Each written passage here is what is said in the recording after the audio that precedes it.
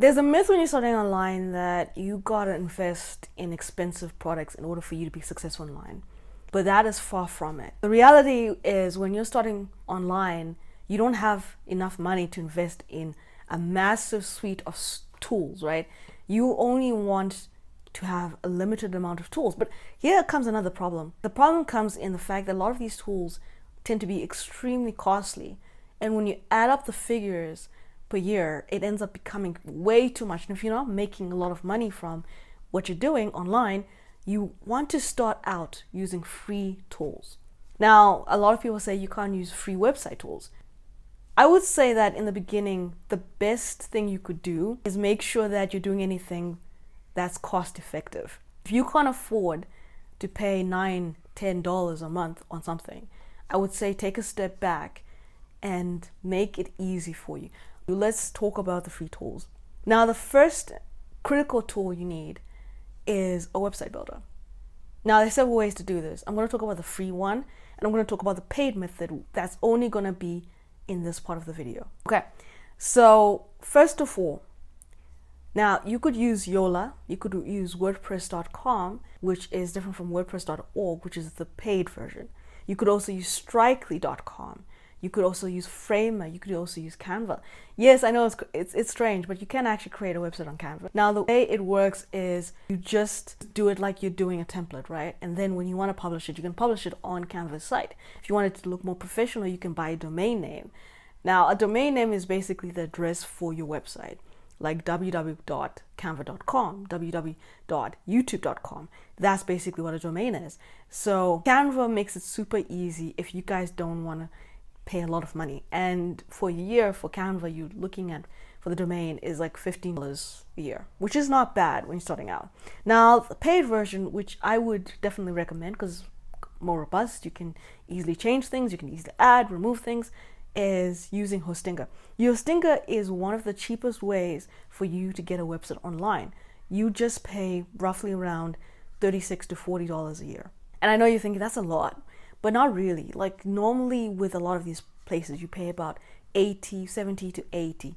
So with Hostinger for the first year, you could pay as low as $32, which is incredible. So the second thing is graphic design. Now the best one, this is a given. It's Canva.com. Like that is obviously a must. In order for you to create your graphics, is Canva.com. Number 3, email marketing. Email marketing allows you to basically be in contact with your subscribers, your audience, the people who want to know more about you or learn more about your products or services. So the best email provider that's been doing this for years is MailChimp, and it's free. There's also MailerLite, it's also free. Then you've got Breville, you've got Loop, you've got ConvertKit. Also Sender, okay? There's also Sender and Benchmark. Those will allow you to send emails for free. But here's the thing though, that a lot of people tend to not tell you in the beginning. A lot of these email providers, it's either you can just do broadcasts or you can do automation, but your automation is going to be limited. Automation is basically when you write the email and then it sends automatically. You can schedule them out. That's basically automation. And a lot of them are also limited in terms of how many emails you send. But in the beginning, when you're starting out, you're not going to have a lot of subscribers. So it's really not worth it paying $15, $20 for, for you to just get the automation feature. Now, if you want social media marketing tools, you've got Buffer, you've got Hootsuite, you've got Later, list goes on. Hootsuite is great because it's got like a long suite of marketing tools that you could use for free. Definitely worth it. Now, when it comes to selling online, and this one is a big thing that a lot of people ask questions about. How do I actually sell things online? How do I make money online? How do I promote my stuff online? So in order for you to create like a digital product, right, you're going to need a place to sell it. The typical places people do this is through Gumroad, but Gumroad takes a percentage of your sale, usually about 10%, which is quite a lot. You could also use Payhip. Payhip, it's a lot cheaper, it's like around 5%. Then you've got things like your landing pages, your link bio pages. So you've got Beacons, you've got Pinsite, you've got Later, you've got Leap, which is the new kid on the block. So there are all these other options when you're starting out that you could use in order for you to make money online. Beacons is pretty much expensive, just like Gumroad. It takes 10% of what you make. Same thing with Pensite. You could use another site, right? Like Payip. Payip, like I said, is cheaper. Now you've got free stock images.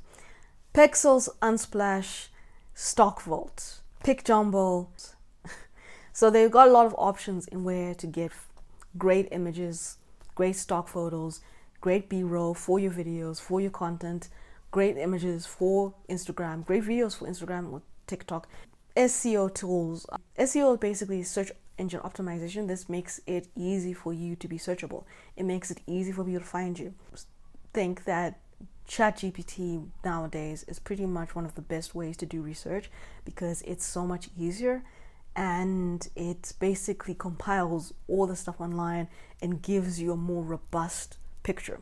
But if you don't like ChatGPT, you've got things like Ubersuggest, you've got Republic, you've got the Keyword Planner. All of these are great ways for you to research online and figure out what search terms should you use in order for people to find you on Google. Now we're going to the last things, right?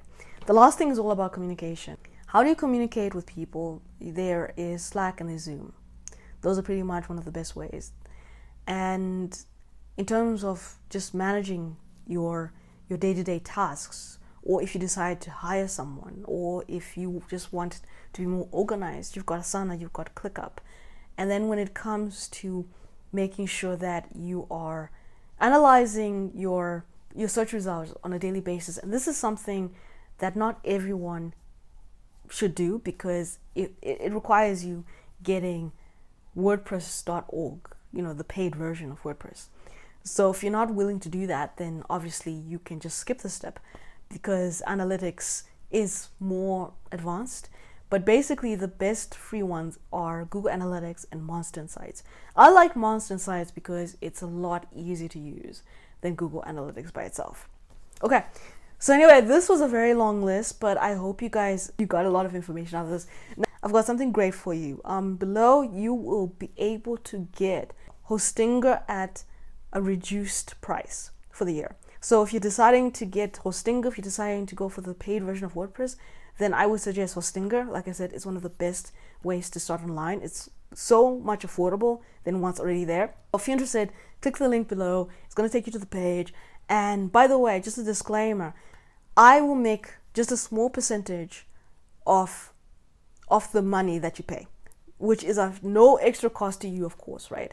But I just wanted to be upfront with you and let you know that this is, of course, an affiliate link. All right. Thank you. And until next time.